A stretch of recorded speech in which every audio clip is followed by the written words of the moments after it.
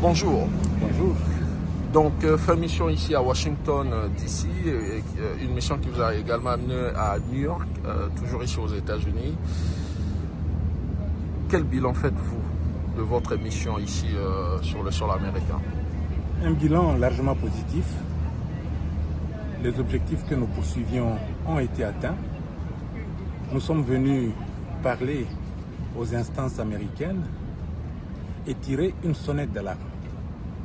Sonnette d'alarme, pourquoi? Parce que des négociations se déroulaient. Elles ont commencé au Qatar, à Doha, et se sont poursuivies ici à Washington.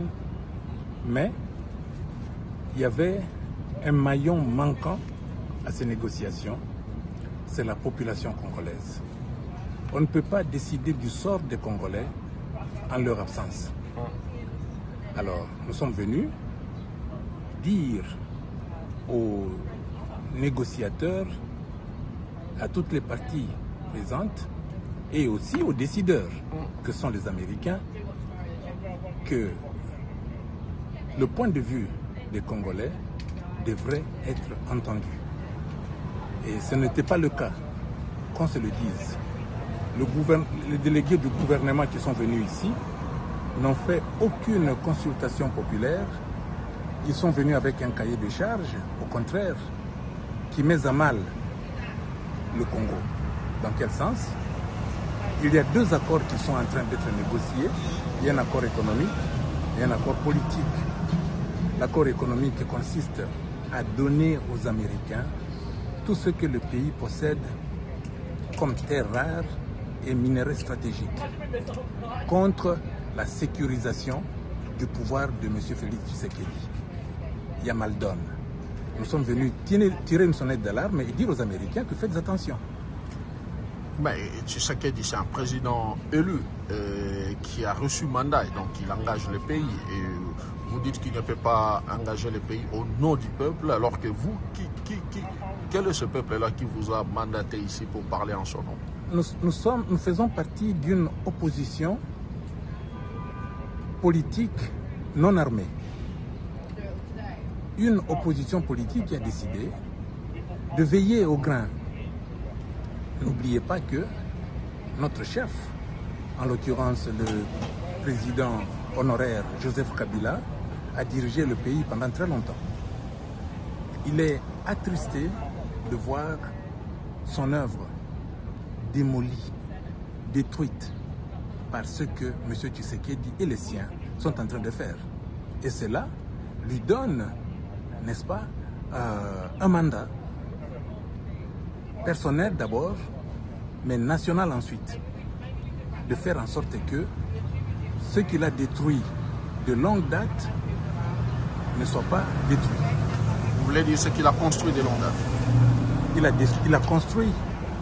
Lorsqu'il est arrivé en 2001, souvenez-vous, il n'y avait pas une architecture étatique au Congo. Il n'y avait pas de constitution. On vivait vaille que vaille. Il est arrivé, il a pris des décisions importantes, comme par exemple signer le cessez-le-feu, l'accord de Lusaka, qui a mis fin au combat. Demander à toutes les troupes étrangères de s'en aller et demander à ce que les Sud-Africains nous aident à nous accueillir chez eux pour un dialogue entre Congolais, et tout Congolais devrait se retrouver là-bas. Et nous nous y sommes retrouvés. Raison pour laquelle, lorsque nous avons terminé les négociations de Sun City, l'accord qui a été signé s'appelle l'accord global et inclusif. Vous parlez d'une opposition non armée, mais que fait une opposition non armée à Goma, ville occupée par une opposition armée? Je veux dire par la rébellion. Mais c'est toujours au Congo. Goma, que je sache, n'est pas une ville étrangère. C'est une ville congolaise. J'ai eu à expliquer cela la dernière fois. Le fait de nous congolaise, mais contrôlée par une rébellion soutenue par un pays étranger, le Rwanda. Bon, ça, je ne sais pas si elle est soutenue par le Rwanda. Il faudra le prouver. Mais en tout cas... C'est factuel. S'il vous plaît? C'est factuel. Bon, ok, je vous le concède. Mais toujours est-il que le M23, qui hier vers les années 2012, lorsque nous nous sommes battus contre eux, avaient des revendications identitaires. Ils se battaient pour leur nationalité congolaise. Et nous leur disions que la question de la nationalité congolaise est résolue par la Constitution. Il n'y a pas besoin de prendre les armes. Ils n'ont pas voulu nous écouter. Nous nous sommes battus et nous les avons vaincus. C'est cette question-là. Pas que sur cette question-là. Il y avait bien d'autres. Bon, mais en tout cas, c'est la question principale. Et aujourd'hui, c'est toujours la même revendication. Non, pas du tout. Aujourd'hui, il y a autre chose. Que vous et moi, nous ne savons pas. En tout cas, moi, je ne peux pas me prononcer là-dessus. Mais toujours est-il que je sais que le président Tshisekedi a invité le M23 qui était déjà défait à Kinshasa. 14 mois, nous disent-ils, ils sont restés dans notre capitale aux frais du contribuable. Ils étaient aux Petits Oignons, au Kempinski Hotel. Alors, qu'est-ce qu'ils se sont dit avec M. Tshisekedi? Nous ne savons pas. Mais ça, c'est peut-être un détail, mais comment expliquer... Non, ce n'est pas un détail comment du tout. Comment expliquer Kikayabin Karoubi, cette contradiction du président Kabila qui combat les M23 entre 2012-2013, défait cette rébellion et aujourd'hui, il défend cette même rébellion. Je répète, les agissements de cette rébellion contre la République. Je répète ce que j'ai eu à vous dire. Le M23, en 2012, se battait pour d'autres revendications. Qui ne sont pas différentes. Qui sont différentes.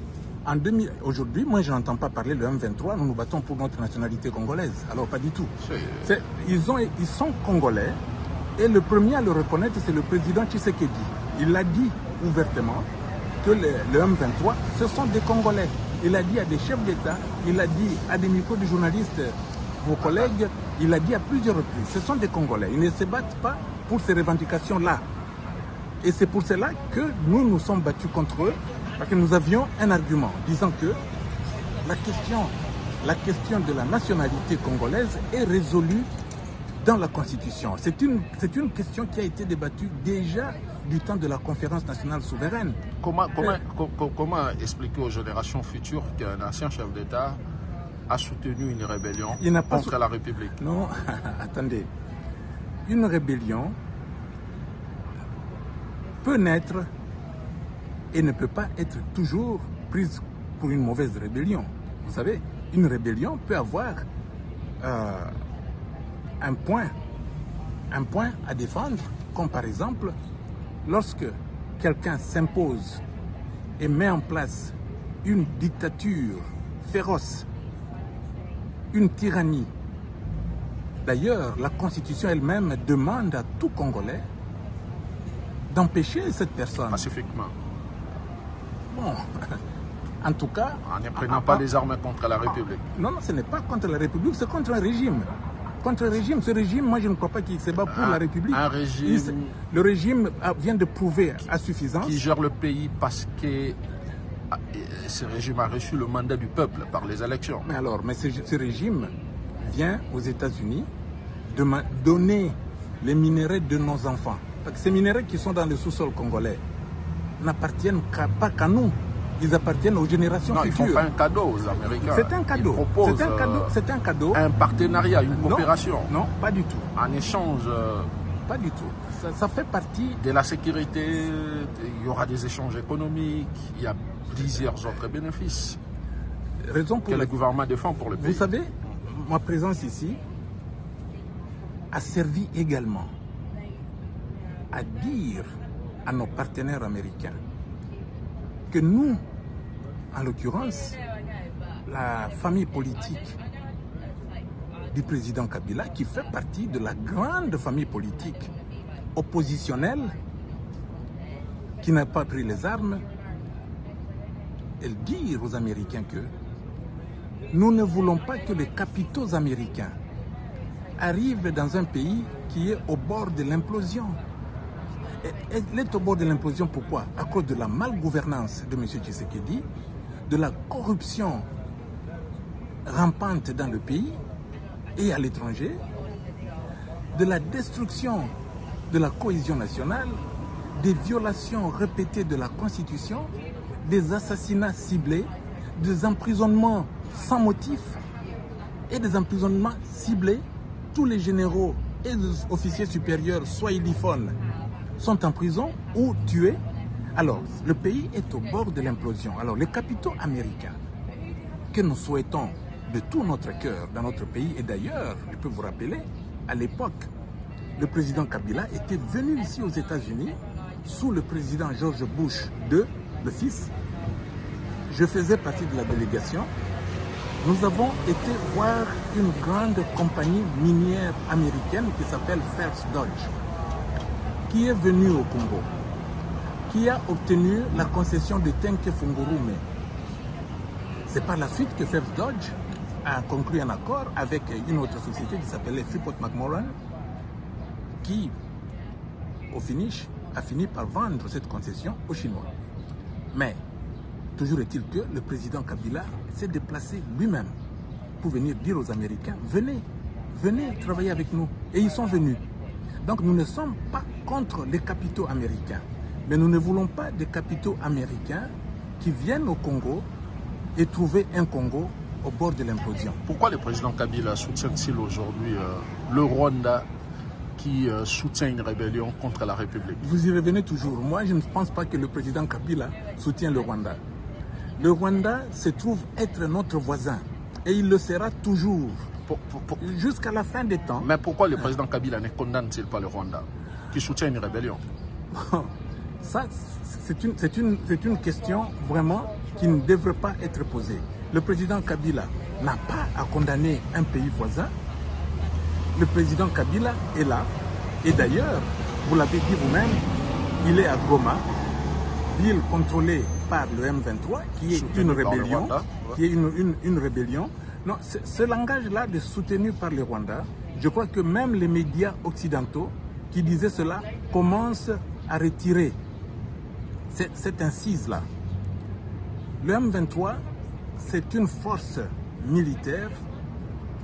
Moi, je ne suis pas là, je ne suis pas leur porte-parole, mais toujours est-il que c'est une force militaire avérée. Et pour preuve, la bataille de Goma. Vous vous souviendrez que même les forces de la SADC ont dû mettre le drapeau blanc. Mais les centaines de mercenaires que M. Tshisekedi a amenés là-bas sont partis la queue entre les pattes.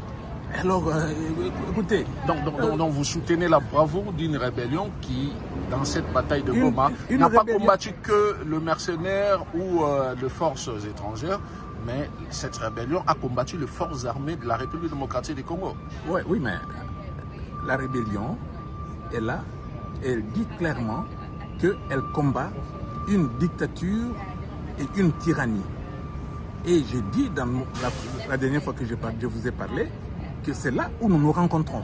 Parce que nous aussi, nous avons décidé, avec une opposition politique qui est en train de vraiment de converger vers le président Kabila, politique non armée, pour mettre fin à la dictature. C'est ça que le peuple congolais attend. Il faut les libérer de la tyrannie et de la dictature. Et nous y parviendrons.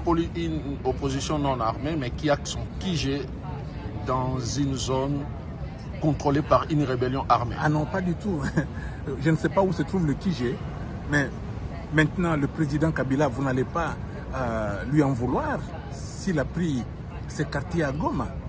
Comment voulez-vous qu'un ancien président qui est harcelé matin, midi, soir, la dernière en date, on lui enlève ses immunités et on lui promet un procès? Pourquoi? Je ne sais pas. Son entourage est poursuivi, matraqué, harcelé, tout ce que vous voulez.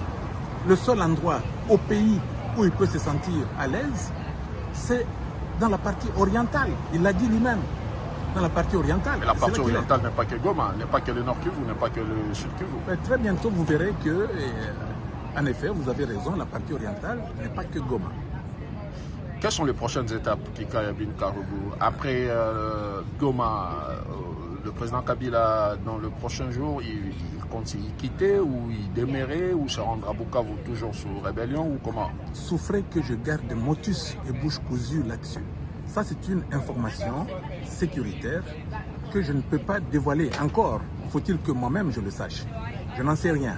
Les aspects sécuritaires qui se déroulent dans les parties en guerre, en tout cas, moi, ça ne m'intéresse même pas. Le 27 juin prochain, donc la semaine prochaine d'ailleurs, Kinshasa et Kigali vont signer ici à Washington un accord de paix avec l'objectif de taire les armes. Quel avenir pour vous? Oh, non, nous ne dépendons pas des armes, vous savez. Ils vont signer cet accord, c'est vrai. Mais nous, je vous ai dit au début que nous avons atteint notre objectif qui était d'amener un autre son de cloche. Pendant longtemps, les décideurs, les facilitateurs, les médiateurs dans la crise congolaise ont entendu des mensonges ou des demi-vérités. Parce que dire que la crise congolaise, c'est le Rwanda, c'est à cause du Rwanda, c'est une demi-vérité. La crise congolaise, c'est la malgouvernance du pays. Je peux terminer. La malgouvernance du pays, la corruption endémique, les arrestations, les assassinats et tout ça, c'est cela le mal congolais. Et aussi longtemps qu'on n'aura pas adressé ce problème-là, on travaillera en vain. Mais que répondez-vous à ceux qui pensent que la crise congolaise, c'est parce que vous, quand je parle de vous, c'est les camps Kabila. Vous avez décidé en 2018, selon les camps Martin Fayulu, de ne pas respecter la volonté du peuple qui avait fait son choix, et le camp Kabila a décidé de faire son choix, lui. Bon, écoutez, ça, encore une fois, si nous nous perdons dans cette polémique-là, qui est close, parce que le 2018, après 2018, il y a eu 2023. Il y a eu une autre élection. Donc vous reconnaissez quand même ces élections? Non, reconnaître quoi? Je n'ai pas à reconnaître quoi que ce soit. En fait, ce que je reconnais, c'est que en 2019, M. Félix Tshisekedi a fait une remise et reprise avec le président Kabila après avoir été élu. Dans une passation de pouvoir civilisée. Après avoir été élu par le peuple. Ce qu'il faut savoir, si vous vous souvenez de la tension qui régnait dans notre pays, c'est que, et c'était ça, la motivation du président Kabila. Le Congo, depuis qu'il existe comme pays, comme État, n'a jamais connu de passation de pouvoir qui n'est pas sanglante. Du roi Léopold au Congo belge, on nous coupait les mains et tout ce que vous connaissez l'histoire. C'était dans le sang que le Congo deviendra Congo belge. En 1959 commencent d'autres problèmes. Il y a eu la tuerie à la place Imka à Matonge. Vous êtes Quinois, vous connaissez bien l'endroit. Et c'est ça est allé jusqu'à l'obtention de l'indépendance en 1960, qui culminera le 17 janvier 1961 avec l'assassinat de Patrice Emery Lumumba et le début de plusieurs rébellions et de sécessions.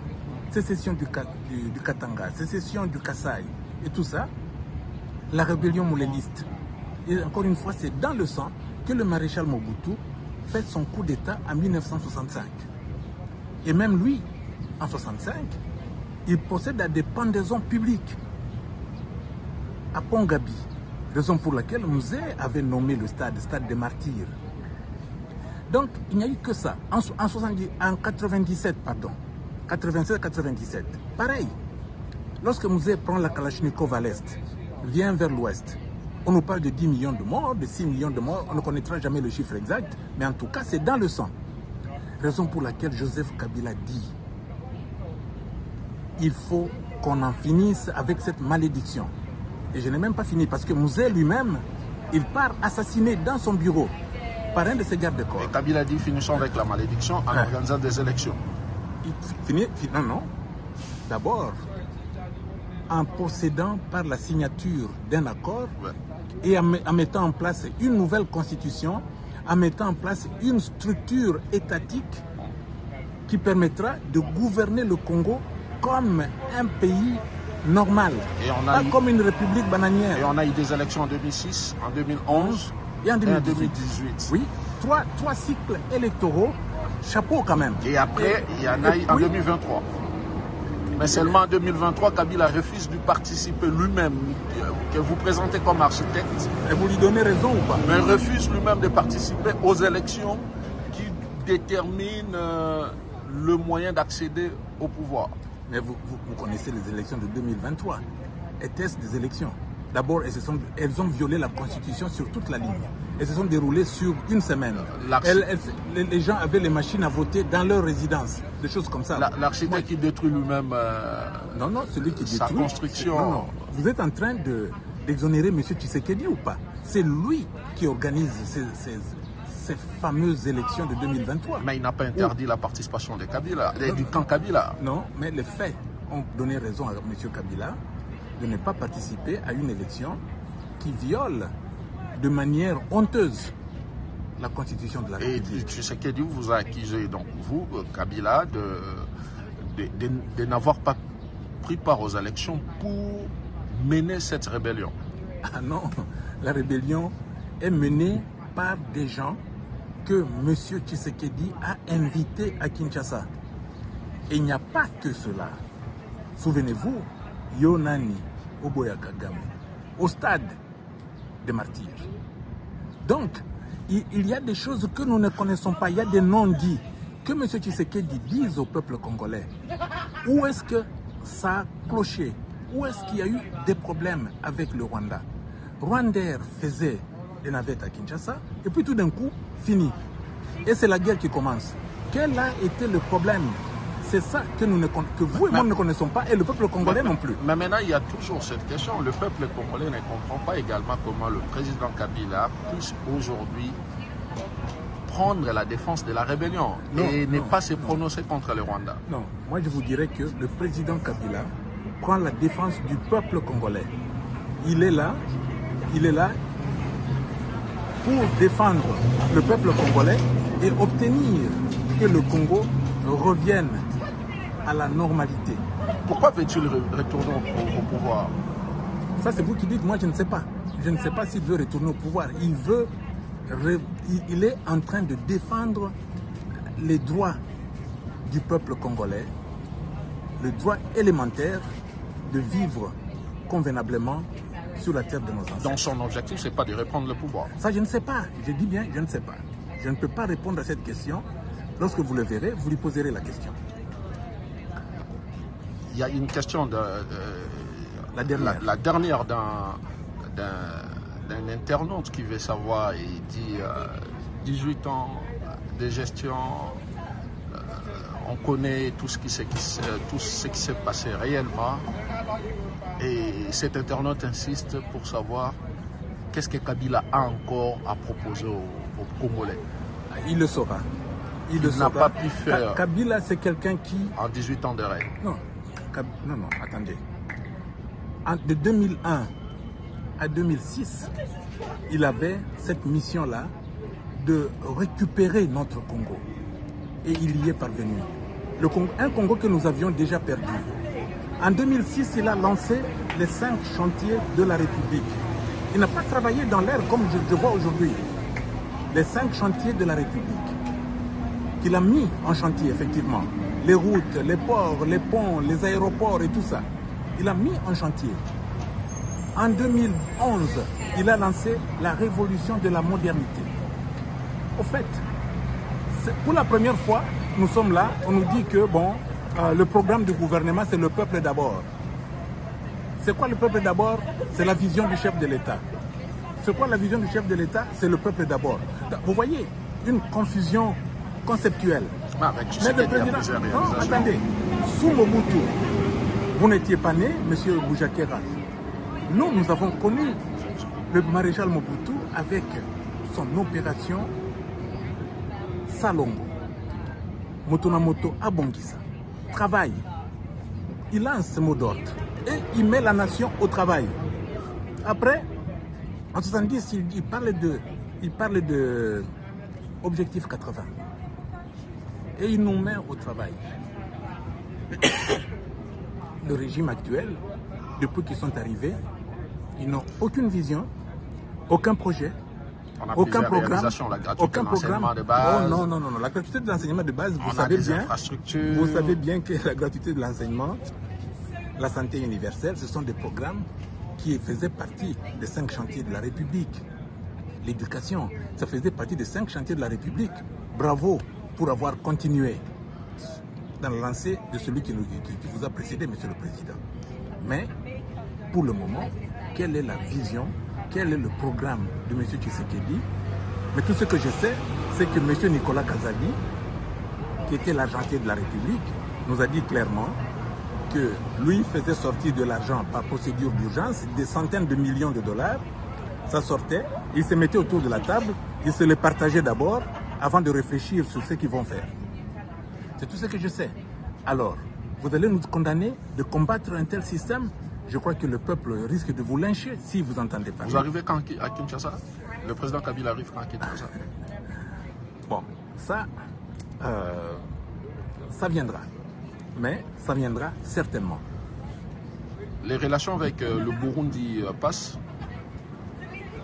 Particulièrement parce que notre famille politique et le camp Kabila, bien sûr, le président Kabila, parce qu'on le voit partout, au Rwanda, Ouganda, Tanzanie et tous les autres. Eswatini, Afrique du Sud, Namibie. Sauf le Burundi.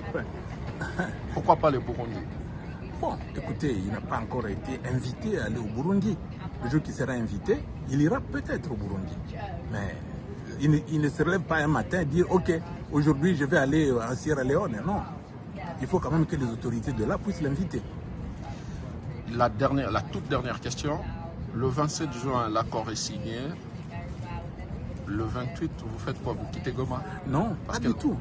L'accord sera signé, mais cette fois-ci, tenez-vous bien, cette fois-ci, avec un bémol que nous avons pu mettre dans la tête des gens qui sont en train de signer, des gens qui jouent le rôle de facilitateurs. En l'occurrence, c'est des Américains et les Qataris. Parce que c'était ça ma mission, leur expliquer que faites attention, le pays est au bord de l'implosion.